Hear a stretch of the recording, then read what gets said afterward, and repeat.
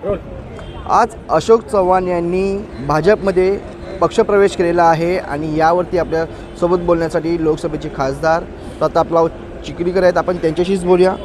आज अशोकराव चव्हाण यांनी भाजपमध्ये प्रवेश केला आहे, काय सांगा? भारतीय जनता पक्षामध्ये प्रवेश केलेला आहे.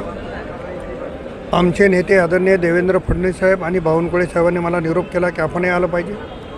त्यांच्या आदेशावर मी पण प्रवेशाला आलो आणि अशोकरावांचं भारतीय जनता पक्षामध्ये नेतृत्वानेही स्वागत केलं आणि नांदेडचा खासदार म्हणून मी स्वागत केलं. नांदेडमध्ये पहिल्यापासून आपली वर्चस्व आहे, पण आता ताकद दुपटीने झालेली आहे, कारण की नांदेडचेच अशोक चव्हाण आहेत आणि त्यांनी आज पक्षप्रवेश केला आहे, काय सांगा? बघा, ताकद मी सांगितलं की दोन पक्षामध्ये काम करणारे दोन प्रवाह होते.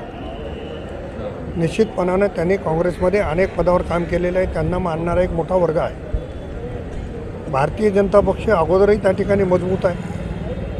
आता त्यांच्या येण्यामुळं अधिकची बळकटी मिळणार याच्यामध्ये शंका करण्याची गरजच नाही आहे. निश्चितपणानं भारतीय जनता पक्षाची ताकद नांदेडमध्ये वाढेल, मराठवाड्यात वाढेल. जेव्हा अशोक चव्हाण हे काँग्रेसमध्ये होते तेव्हा तुमच्या आणि अशोक चव्हाणांमध्ये मतभेद होते, ते आता मतभेद दूर होतील की तसेच राहतील?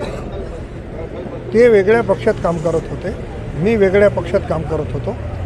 काम करत असताना मतभेद होणं हे स्वाभाविक आहे, पण आज त्यांनी माझ्या पक्षात प्रवेश केलेला आहे. त्याच्यामुळं मतभेद हे सगळे संपून त्यांच्यासोबत काम करावं लागणार आहे आणि दोघं मिळून निश्चितपणानं काम करू, याच्यामध्ये कुठली शंकाच नाही. काही काँग्रेसचे अजून नेते नांदेडचे हे तुमच्या संपर्कात आहेत का? काही आमदार आहेत आणि त्यांची माहिती आहे? अशोकरावांच्या संपर्कामध्ये असतील. अशोकरावांचा प्लॅन तो तयार असावा आणि कदाचित अशोकराव त्यांच्या सोयीप्रमाणे लोकांना प्रवेश देतील.